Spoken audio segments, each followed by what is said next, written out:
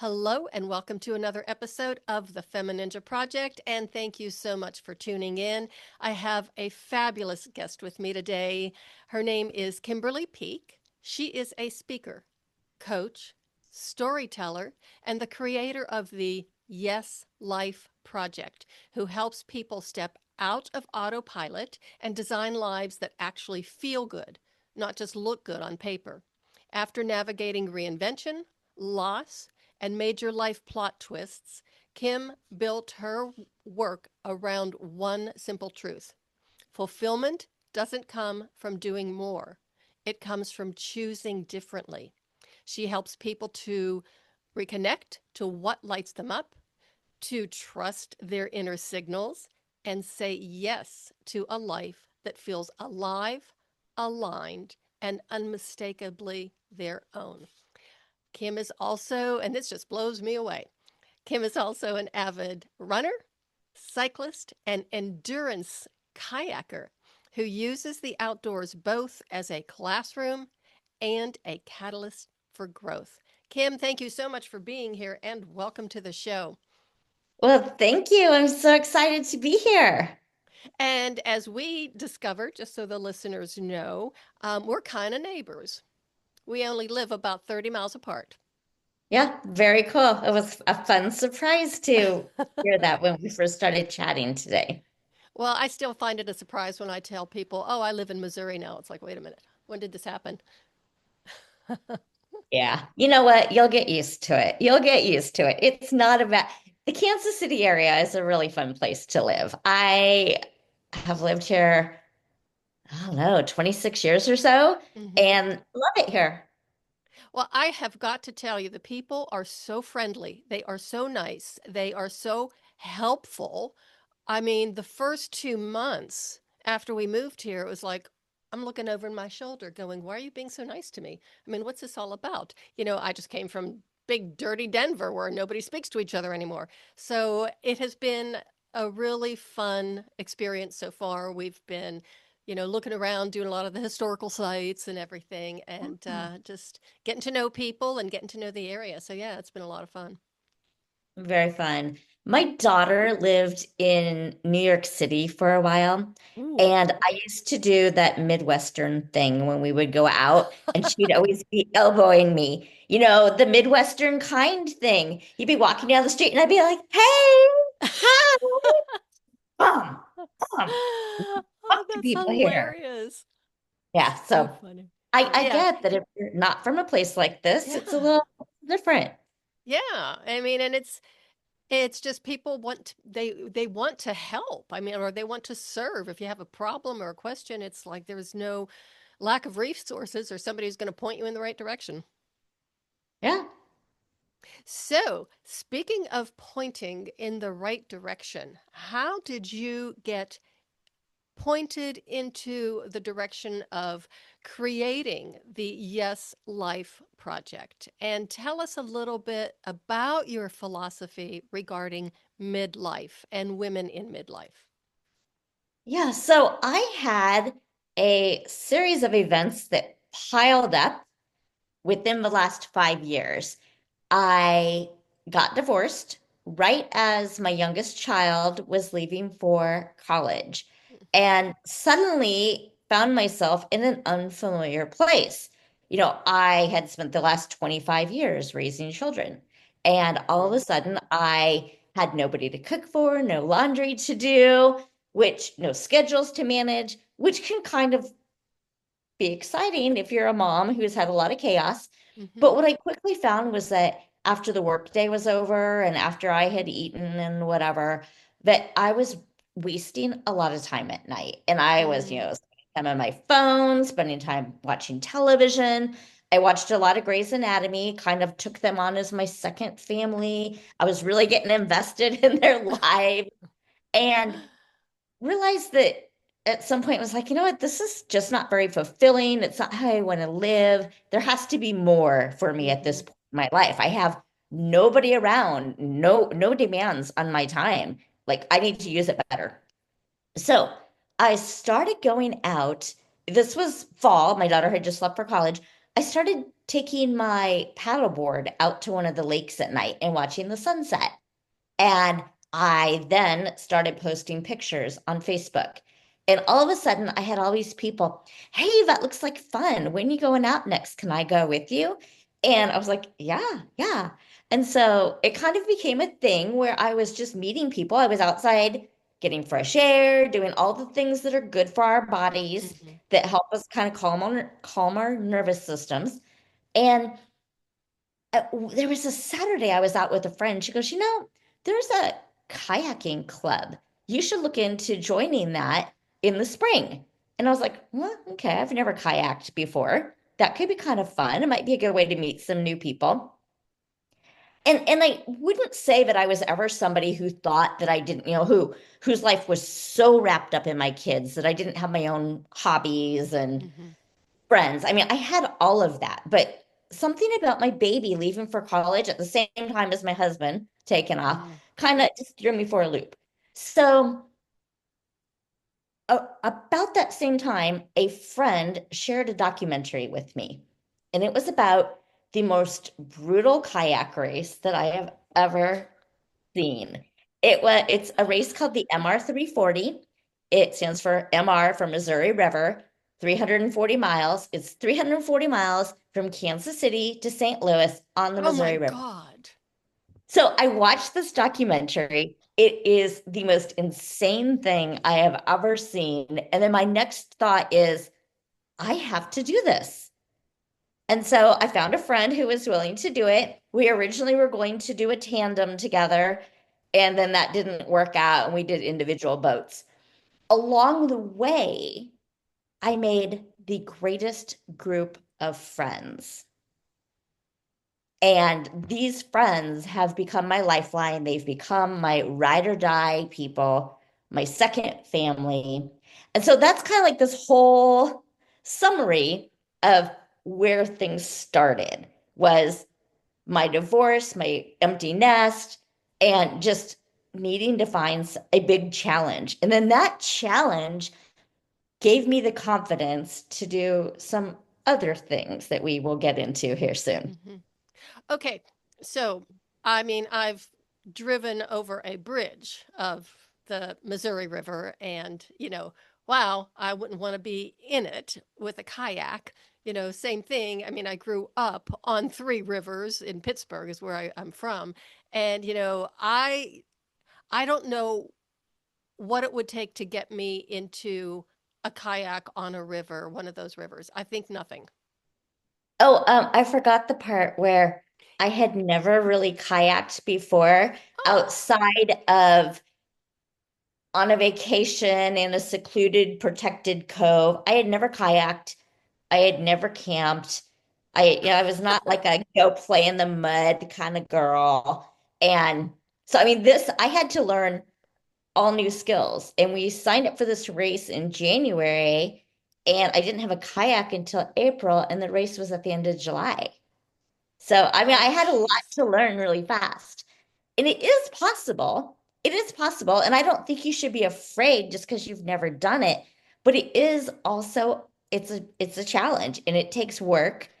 And if you grew up anywhere along the Missouri River, I mean, I think it's the longest river in the US. Hmm. And our section of it is I mean, I grew up being told you don't play in the Missouri River. Every time I Hmm. go out to train, my dad is still like, be careful out there. I mean, it's not, it doesn't have a reputation of being a place you go to play. Right. You wear a life jacket. You take safety precautions. You let people know where you're going to be. But So, okay. But were there people going like along with you who was like the safety patrol just in case something did go wrong that they could bail you out? yeah, yeah. So the race has a boat called the Reaper. And it is, yeah, and it's like the trail, the boat at the very end. And you have to Uh-huh. stay ahead of the Reaper, otherwise you're out.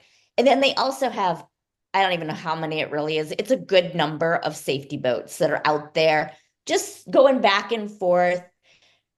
You still have to be smart about what you're doing because they're Right. not going to get to you forever. They have 340 miles that they're covering. And then Oh. there's all the other people in boats that are out there. You're almost never alone.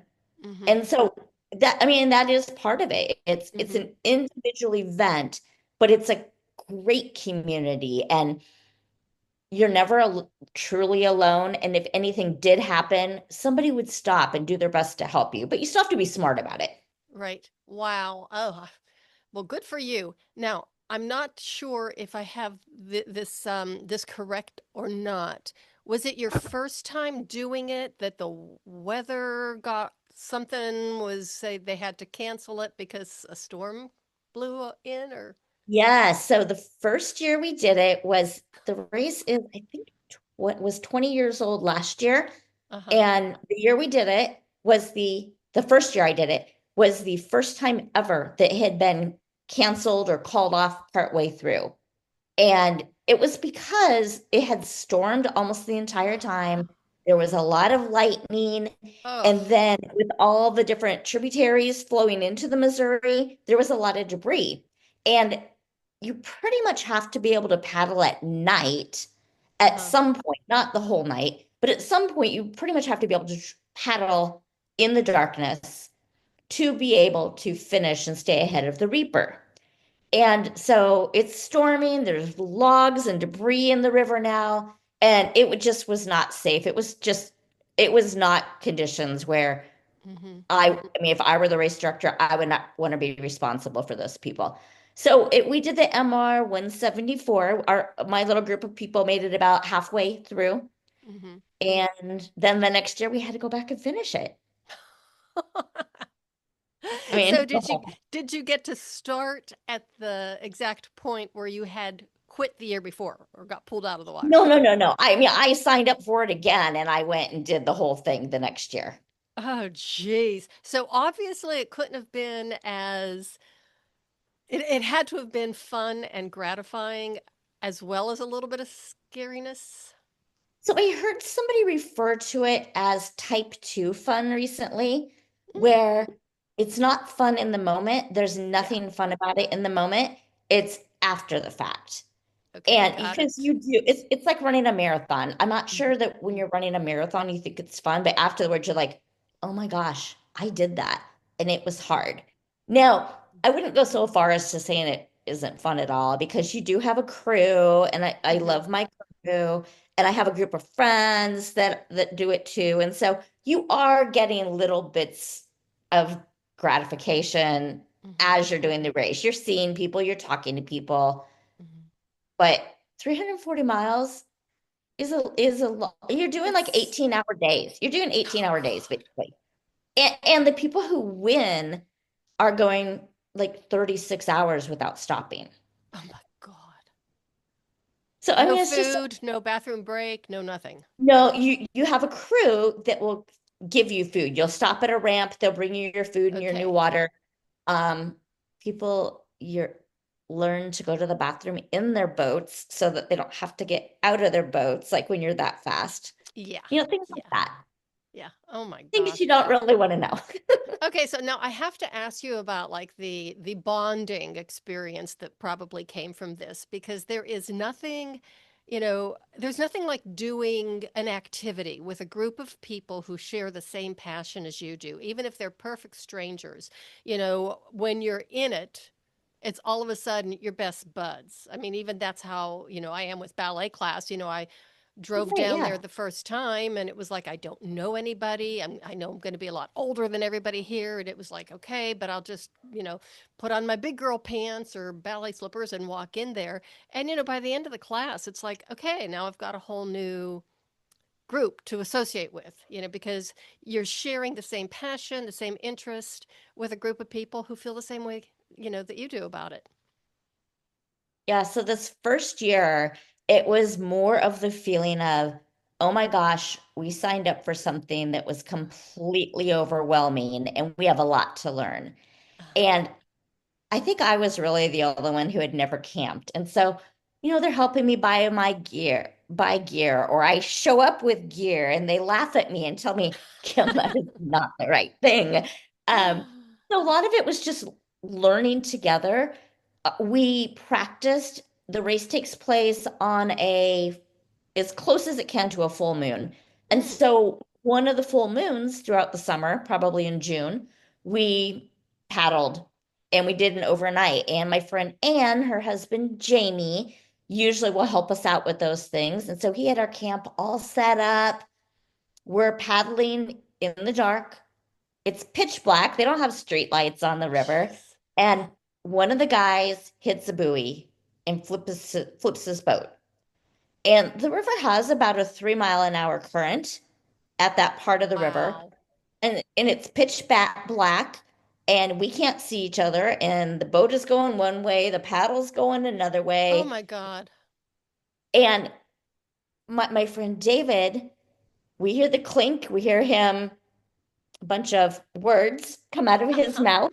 Hmm. And my friend David goes, I just sat there because I wanted to see who are these people that I'm hanging out with now. And Wow. he and another one of the women are both nurses. And so he's like, I just wanted to see how y'all were going to react. And it was the most amazing thing. I think it's one of those things that really solidified our friendship Hmm. because we could tell that these were people that you literally could trust with your life. And Hmm. everybody just kind of said, all right, what are we doing? What's the plan? And then I'm doing this and you're doing that. And we got our friend off to the shore Hmm. and back in his boat, got all the water out of it. And then as we got around the corner, we realized we were probably only a half a mile from where we were camping that night. And so Jamie was there to meet us and we carried all the boats up. But it was an experience. Oh my And it was just goodness. one of those, it was a bonding thing. And Hmm. it's a story that we tell over and over again because I really think that is when we were like, these aren't just people I'm paddling with. These are people that I know I can trust. And so Hmm. since that time, after that first summer, we realized that almost everybody in the group likes to cycle. And so we started doing these state bike rides together. Oh my And the God. first year we did Kansas, where you ride the whole way across Kansas. Uh, No. and then the last year we did Nebraska because I grew up in Nebraska. And so we did Nebraska. And then this year we're doing one where you start on lower Michigan and you go north up to Mackinac Island. Wow. And, I mean, you do it over a course. It depends on the event, Hmm. 5 to 7 days. Hmm. But it's just, and you camp and you deal with weather. But it's just been really fun to find these people and have all these new experiences. And so I think that's where I go back to it opened my eyes to a whole new way of living. It's been really Hmm. empowering. It's allowed me to meet people and have friendships I never would have found on my own. Because I don't know about you, but at this age, it's really hard to go walk down the street and go, hey, you, do you want to be my friend? I Right. mean, how do you make friends? Yeah. And I'm not even sure if any of these people who are my dearest friends now or are people I would have picked off the street and said, that looks like a good friend. I mean, how do you go Hmm. shopping for friends anyway, right? Hmm. But it's been really great. Wow. What an adventure. I am just blown away because all I could think of, all of my little idiosyncrasies and all of my natural fears and stuff going into high gear, like, oh my gosh, were there critters in the water? Oh my gosh, were there critters on land when you were sleeping? And those little things that really make a difference to me. I could go without the makeup, I could go without the hair, I could go without a shower, but I cannot handle critters, sleeping with me. Yeah, I really try not to think about it. I, Whoopsie, I sorry. no, I'm not really a critter person either, so I try not to think about it. But I'm learning. I'm learning. So, are you going to do it again? I am this summer.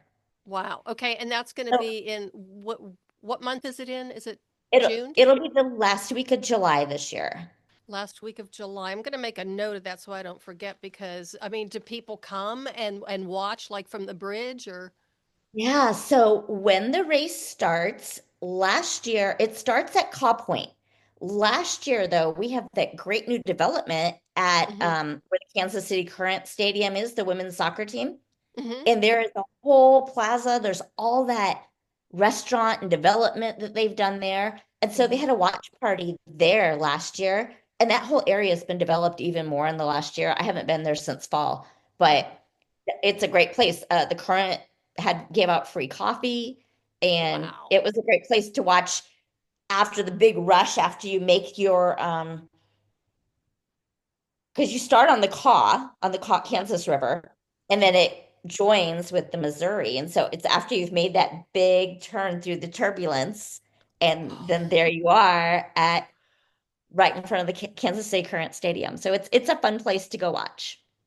Wow. And And I'm then sure. last year, Oh, go I ahead. did not do it last year, but I had two friends that did it, and our whole gang followed them for the whole morning from bridge to bridge to bridge. And we did a decent job. And then the end of the week, we got a house and we just hopped and Uh-huh. watched, hung How out. And fun is that? And I did. mean, yeah, I mean, is there a like a finish line like they do in marathons, so and everybody's screaming and cheering and throwing confetti and all that kind of stuff for you? Yes. And it's like what you see if you've ever watched an ultra marathon, Hmm. the people who win stand around. They might go home and shower, but they come back and Hmm. people are cheering for the Wow. very last person to come in and Hmm. cross the line. I mean, it's a great community, and Hmm. it raises money for Missouri River Relief, and which is just the whole goal of that organization is to help connect people with the river, make Hmm. us more aware of what we're doing to the river, the animals, nature, enjoying the river. Hmm. And so, yeah, they have a great finish line party, and it's just a Hmm. lot of fun. Really, really great people. Do you train knowing that this is coming up? Do you have yourself on a training schedule, and when does it start? And what are like some of the restrictions or some of the, rules that you follow? Just share that with the listeners because I'm finding this fascinating. Well, living in the Kansas City area, our rivers and lakes are frozen for a decent amount of the winter.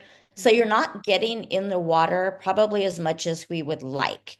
And then I will just throw in a safety thing there for anybody who does think they want to try something like this. And in the winter, our water gets really cold. So you probably should be investing in a dry suit if you're going to be in the Hmm. water, because Hmm. if your boat flips, you can die or drown from that gasping reflex that you have when your boat flips and you get in the water. Hmm. So you should be doing it with a dry suit, but at the very least a wetsuit so that you have some protection from the cold. Hmm. Um, so I actually, this is like another story we can go into if you want to hear it. I left for almost 2 months this winter because I was going to chase the sunshine and the beach and the warmth. And I went to Florida and Georgia for 2 months. And I thought it was going to do a bunch of kayaking there, but it didn't really get that warm. The weather was nicer here almost every day. But to go back to your question, my plan was I was going to go south so I could train more. What Hmm. most people will do if there are people who will do this and just be like, okay, I'm going to get in the boat and go with my buddy and I'm not going to train and Oof. whatever happens is cool. I am more of the I'm not naturally athletic, so if I'm going to do this, I have to train. Hmm. Now, what most people I know do is maybe they're cyclists or maybe they're runners or they're doing some sort of cardio over the winter. They're Hmm. probably doing some sort of weight training, maybe some core exercises because to be able to sit up and paddle and Hmm. proper rotation so you're not using all your arms Hmm. takes some core strength. So they're Hmm. probably doing these things. But we've been in the water since early March already. And every Wednesday night in Kansas City, in at Shawnee Mission Park, there is a race called the Hump Day 5K. It's a 5K race, basically a whole lap around Shawnee Mission Park and then a down and back. And a lot of those people do this, but they also do shorter races Hmm. competitively. We have some amazing paddle boarders that do this. And then St. Louis has their own version of the same kind of thing. Uh-huh. But I mean, we're kind of in the season now where it's get on the lake as much as you can, and then we'll start doing some longer river runs and some overnights just to practice the dark paddling in the dark. Mm-hmm. But yeah, I mean, it's basically just get in the water and go. Okay, so I've been here now 6 months. Okay. Yeah, And so, when we came, it was September and it was a prolonged fall. The weather was beautiful. It was just absolutely fabulous. And then winter hit. And I got to tell you, I have never been so cold in all my life as I have been this winter season here in Missouri. And I mean, I grew up, born and raised in really. Pittsburgh, and that weather there is just really bitter. So I thought, eh, I'll probably get used to it again because I grew up with that. And after spending 47 years in Colorado, it was a really big shock. I wouldn't want to get into any water around here. Not until summer. And then it has to be a good, clean, chlorinated swimming pool. Yeah, I get that. I was exactly the same. Yep. Peer pressure. Peer pressure does a lot. Yeah, that's so funny. Okay, so now when did you start your create the Yes Life project? Because everything that we've been talking about so far has just been about going for it, trusting your gut, building a community, trying new things. And all of these things that we're talking about are so good for our mental health, our physical health, psychologically, having that sense of community, everything. It is just so powerful. So, how did that then morph into the creating the Yes Life project and the fact that, hey, guess what? Midlife is not a death sentence, it's an adventure. Okay, so a year ago, I went to Tybee Island, Georgia, to do a half marathon with my Hmm. daughter. It's Hmm. called the Tybee Running Festival. And over the course of a weekend, if you did all of their races, you would do a full marathon distance. But what we did was the 5K on Friday and the half marathon on Saturday morning. Hmm. And we had a blast.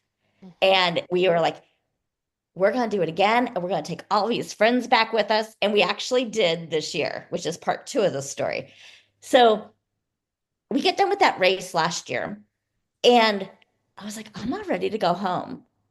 And so I didn't. I called the condo people or contacted them and asked, can I stay a few more days? So I Hmm. added on some days. I, for some reason, decided to do the 15-hour drive from Kansas City to Georgia. I don't know why. I decided to drive, took my computer so I could work. I had my dogs with me. So I'm like, okay, I can stay. So I'm on my normal Monday morning call, and one of the women said, I'm only an hour and a half away from where you are now. You should come have lunch. And I thought, yeah, I could do that. Sure. Sounds like fun. So I said yes to myself. I'm at lunch with Mm. her. And she says, your client Rachel is only about another 2 hours south of here. You should go see if you can go see Rachel in Amelia Island. And I thought, okay. So I call Rachel. She's in town. So I said, yes, I'm gonna go see her. And then I had some friends who had been in Crystal River, which is the home of the manatees, Mhm. one of the biggest places to see manatees in the US, where they hang out on top of each other like little fat rocks over the Oh. winter. And she goes, you should go see that. You're already in Florida. And I said, why, yes, I should. And so I started this process of saying yes to myself. Yes, yes, yes, yes. And all of a sudden, what started out as a 4-day trip turned into an almost 4-week trip by the time I Oh. was done. And I, at the time, was going through a breakup. I had started dating after my divorce. And we were going through a breakup. And I was devastated by this. I mean, I Mm-hmm. thought this person was my future. And I Mm-hmm. was so heartbroken. And at one point, one of my friends said, Kim, when do you go come home? And I said, I'll come home when I'm happy again. So at about 4 weeks, I guess I was happy enough and I came home. And I got home, or while it was kind of in between all those yeses, I thought, I'm starting to feel better. And Mm, so I started putting into place like a little structure of what are the things that I have turned to through every hard time in my life? What are those things? And so now I call them the 6 Ps of the yes life. But before the breakup, before the divorce, I had two girls who were chronically ill at the same time while my oh, husband traveled all the time for work. I had breast cancer 10 years ago, and I mean, everything's good now, cancer free. And my mom passed away when I was really young. So I've had some hard things happen. I mean, and we all have hard things happen. It doesn't matter where your hard thing is on any scale. It's not really about comparison. We all have hard things.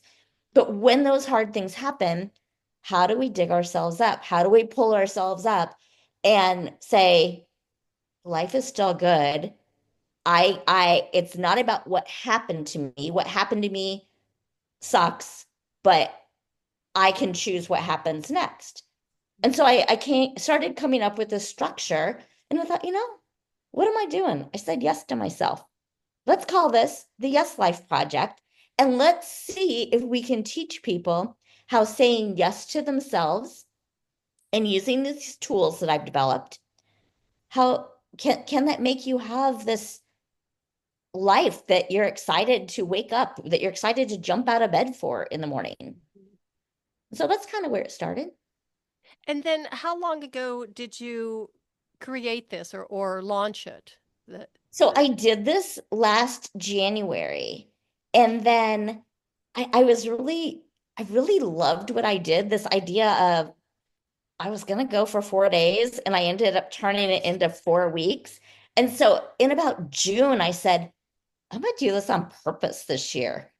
Why mm, can't I go away for the winter? And so the first part of my first 10 days of my trip was with a group of friends, and we did this zigzagging tour of all over Florida. hmm And then I flew home, got in the car, and 2 days later drove back. And we did the Tybee Island race with a group of my daughters, two of my daughters, and some of their friends. And then I went to Amelia Island again to hmm help with a retreat and a gala. hmm And then I went back to Tybee Island because it's still my favorite. mm. And so I was gone for 7 weeks. Wow. And I did this on purpose this time. hmm hmm And I mean, it's just to me it's something I've wanted to do for a long hmm time. And it was again one of these really empowering moments where hmm it really made me think about how you can design your life. And hmm a lot of us, our phones, our calendars, we put in just our obligations or the hmm doctor's appointments. But do we carve out white space? Do we say, hey, I really want to do something cool this winter and leave that whole blank canvas so you can plan what you want to do? And so it hmm really made me also start thinking about your calendar as a design tool where you're putting in white space. And then the hmm idea of starting each morning in a way where I don't think it's selfish, but you're putting yourself first. You're going to Right. start your day with yourself first before the whole world comes rushing at you. Because if hmm you start responding to phone calls and emails and everybody else's hmm urgent whatever is happening, then all of a sudden it eats up your day. And so if you hmm just have that time to center yourself and start the day the way you want to, it starts to make you feel like you have a lot more control over your life. hmm And so good for your mental health and for your nervous system, taking you out of that fight or flight type of mode because that can calm you down. You are in control, like you said. But I have one more question though, as far as the 7 weeks. Okay. Yeah, When yeah. those, during that 7 week period, when you were doing all of this, did it feel deliciously decadent? Did it It, almost feel like you were a little bit naughty? it did. I It see what did. you mean. It felt like I'm not supposed to do this. Like I felt like I had to justify it with the fact that, oh, I have my computer here, I'm working. And I really Mhm, did work every day. mhm, I did some work. But I felt like I had to justify it a little bit. And mhm, and I don't think that you should have to justify your mhm, joy. You should be able to say, I'm going to do something for myself because I can, and then go mhm, do it. mhm. And then even That when the that is empowerment. yeah, yeah. And then there were days where I was telling you before that the weather was not always nicer down there than it was here. There were a lot. Mhm. I had to go buy a winter hat. I put on my long winter coat. I had to buy more blankets because I was getting cold. And the whole time I kept saying, you know what? I chose to be here. I Mhm. love the ocean. I love the beach. Oh my gosh, look at these sunsets and sunrises and sunsets. And I made sure that I savored those moments because that was where I wanted to be. And I wasn't going to let the weather ruin my trip. Mhm.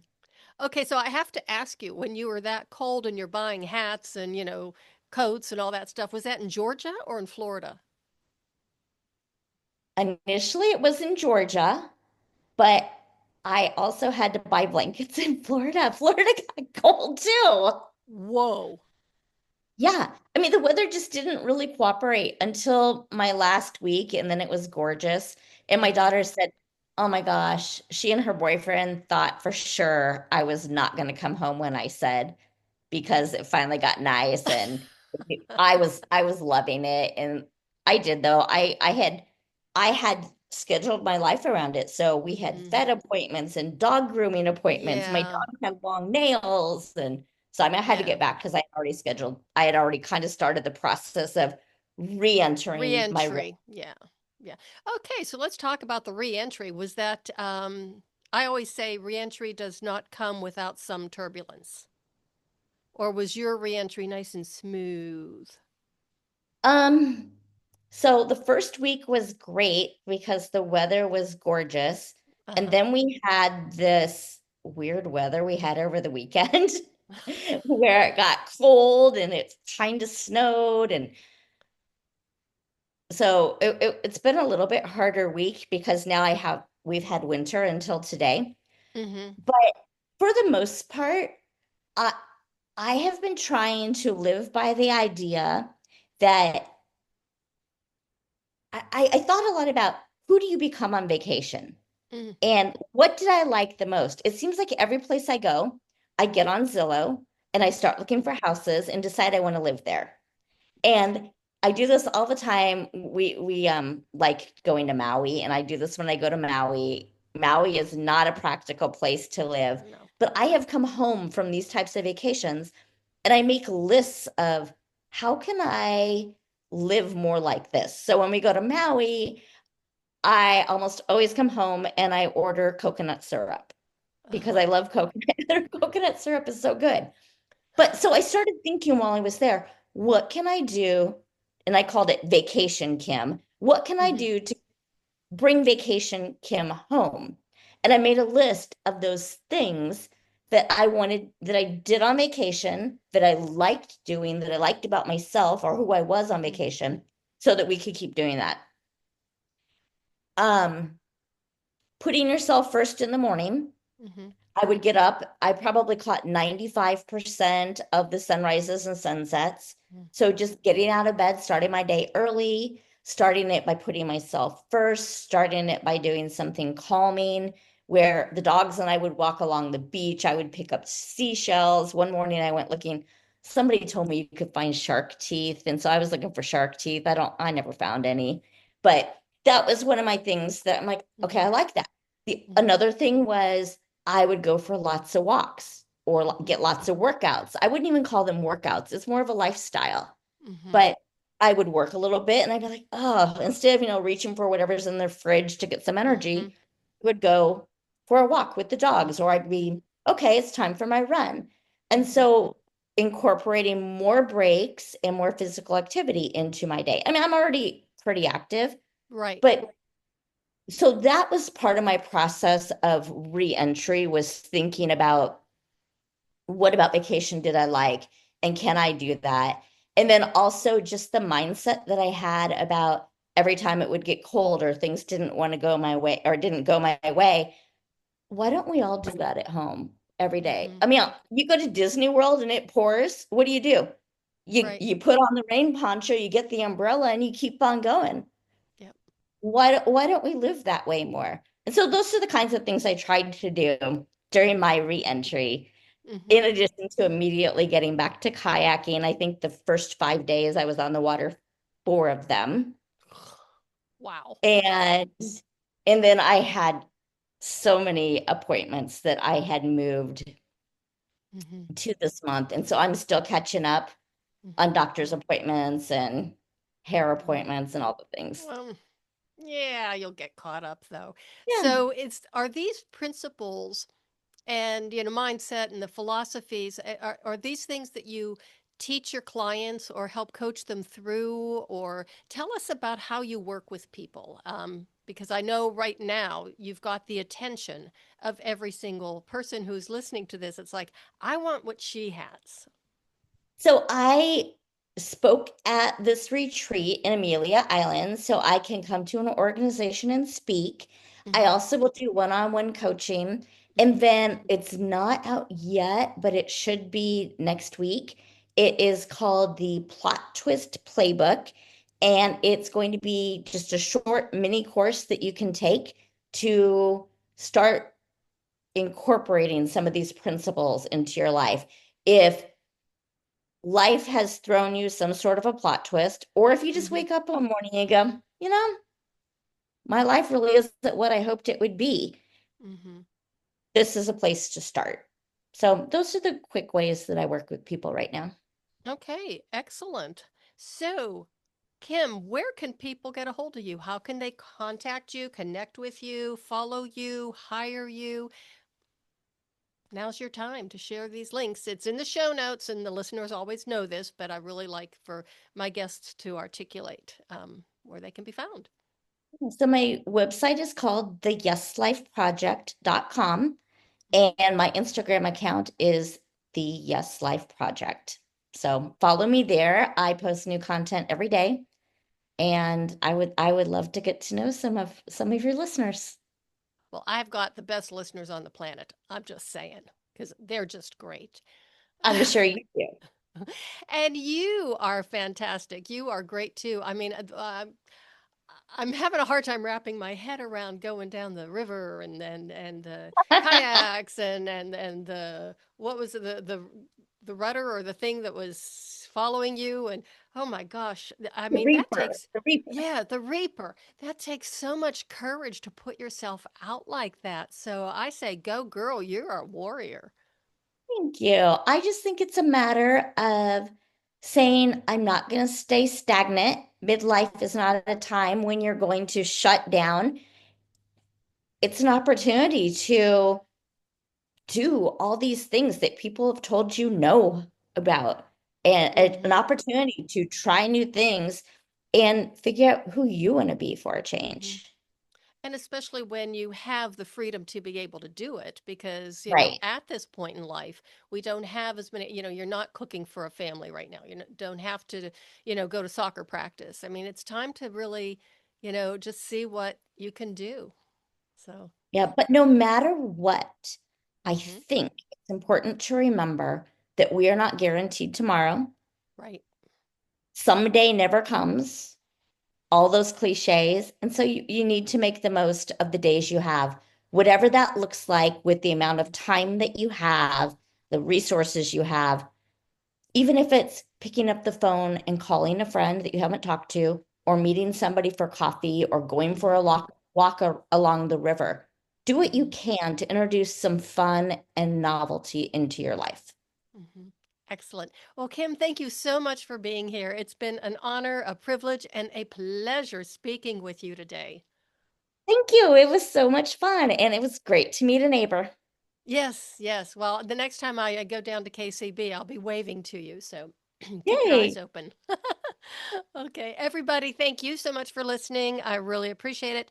Please share this episode with everybody that you know, especially if you or somebody you're close to is having trouble trying to figure out what the next phase of life looks like for you. Kim's got a lot of tips. She has a lot of wisdom and a lot of wonderful advice. And yeah, just if you're going to get into that kayak, get some training first. That's all I have to say about that. And remember, midlife is not the end, it is the start of a beautiful, exciting, and wonderful adventure. And that is the way of the FemiNinja.